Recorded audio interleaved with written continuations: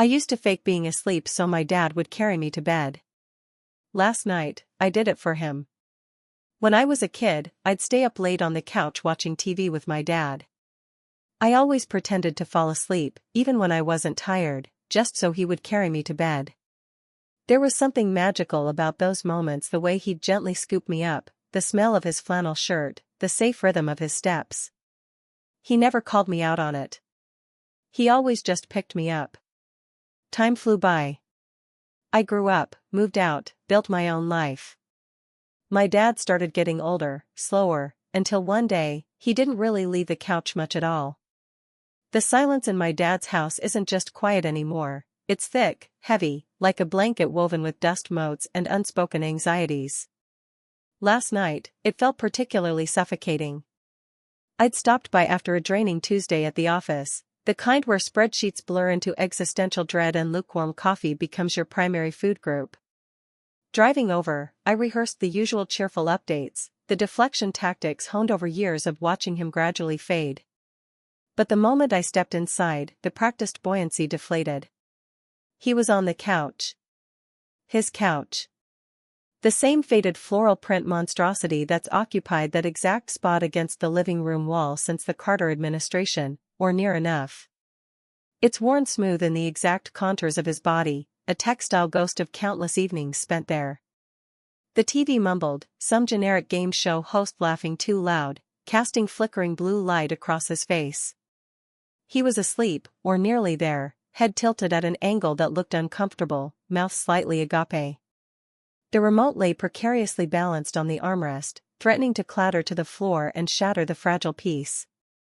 Seeing him like that, submerged in that pre-sleep state, triggered something deep and immediate. A synaptic flash fire that bypassed conscious thought and landed squarely in the realm of childhood memory. Suddenly, I wasn't a 40-something guy with a mortgage and receding hairline, standing in the dim light of his aging father's house.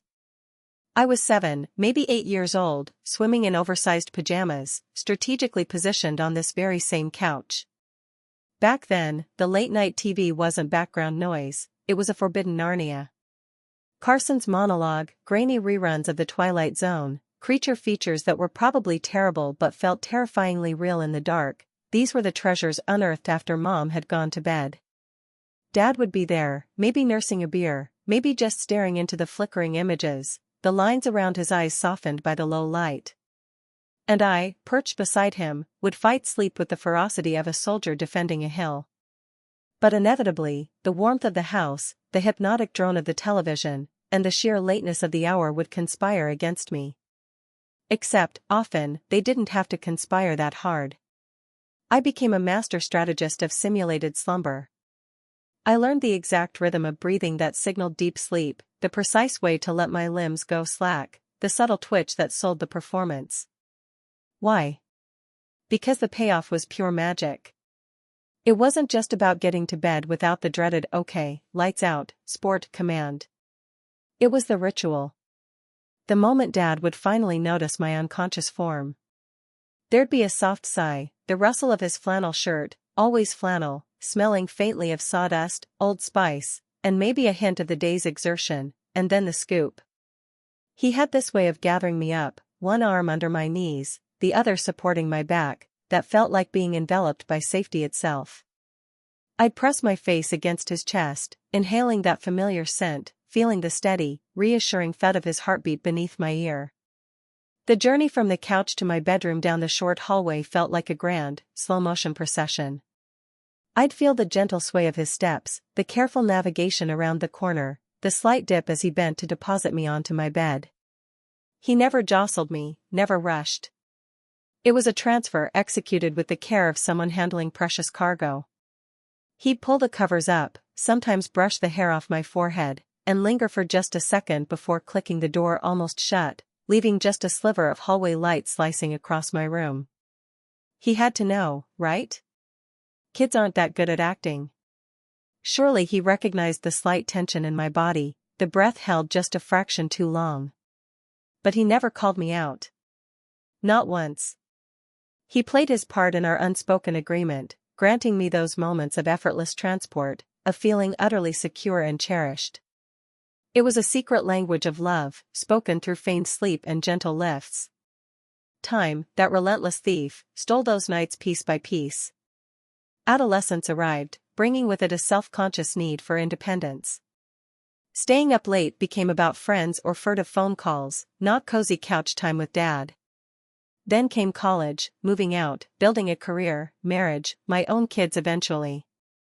Life accelerated, branching off in a dozen directions. Visits home became scheduled events, squeezed between deadlines and soccer practices. Dad aged in increments so small they were almost invisible up close. A little slower on the stairs one year. A new prescription bottle on the counter the next. Jokes about his golf handicap climbing. Retirement came, celebrated with a slightly awkward party where he seemed both proud and adrift. We talked on the phone, sure, but the easy intimacy of those shared late nights felt like a sepia-toned photograph from another lifetime.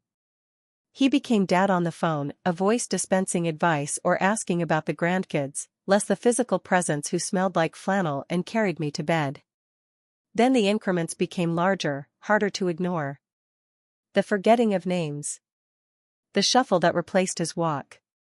The increasing reluctance to leave the house, then the living room, then eventually, the gravitational pull of that couch becoming almost absolute.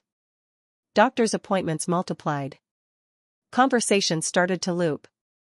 The vibrant, capable man who seemed like he could carry the world began to seem fragile.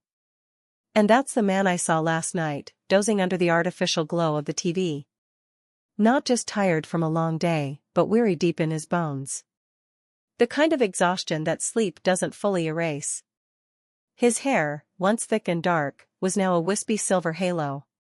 The skin on his hands, resting loosely on his stomach, looked thin, papery, mapped with veins and age spots. A profound sadness washed over me, cold and sharp.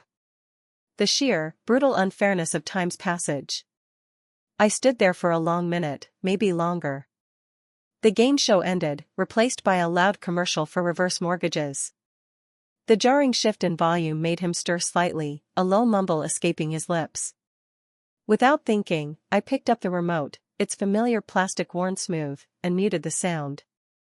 The sudden silence amplified the gentle rasp of his breathing. I found a crocheted afghan, Mom's handiwork from decades ago, draped over the back of a nearby armchair and carefully unfolded it, laying it over him. He sighed, a soft sound of contentment, sinking deeper into the cushions. And then the memory, the feeling, of being carried surged back with overwhelming force. The safety. The love. The unspoken pact. It wasn't even a conscious decision, more like an instinct taking over. My heart pounded, a strange mix of tenderness and apprehension. Could I even lift him? He seemed so diminished, yet an adult body is still dead weight. What if I stumbled? What if I hurt him? But the image of him carrying me, night after night, was too strong. The dead felt profound, not a burden, but a privilege waiting to be claimed. I bent down, mimicking the motion I remembered so vividly, but in reverse. One arm slid under his knees, they felt so bony beneath the fabric of his sweatpants. The other went around his back, feeling the surprising sharpness of his shoulder blades. I braced myself, took a deep breath, and lifted. He was lighter than I expected. Frighteningly so. Not the solid, reassuring weight of my childhood memories, but something more delicate, like carrying a bird with fragile bones. But he was also Dad. My dad. Holding him carefully, I started the slow walk towards his bedroom. The hallway seemed longer now, the floorboards creaking under a weight they hadn't borne this way before. My own breathing was loud in the quiet house.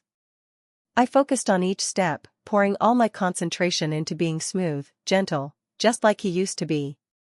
His head lolled against my shoulder, his breath warm against my neck. It was the most intimate, heartbreaking, and profoundly loving thing I'd done in years.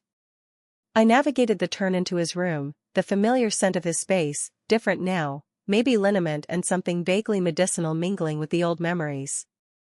I lowered him gently onto his bed, the mattress sighing under the weight. As I straightened up, intending to pull the covers over him properly, his eyes fluttered open. They were cloudy, unfocused for a moment, then seemed to clear, locking onto mine. A faint, mischievous smile touched his lips, a ghost of the humor I remembered so well. His voice was raspy, barely a whisper, but clear as a bell in the stillness. "Heh.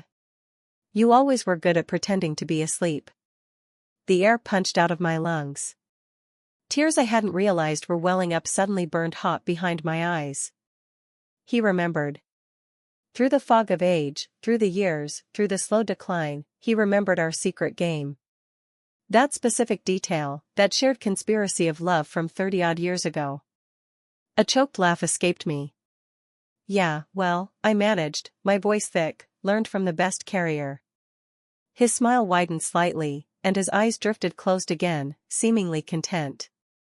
I tucked him in, pulling the blankets up to his chin, smoothing them down with hands that trembled slightly. I stood there for another moment, watching the peaceful rhythm of his breathing.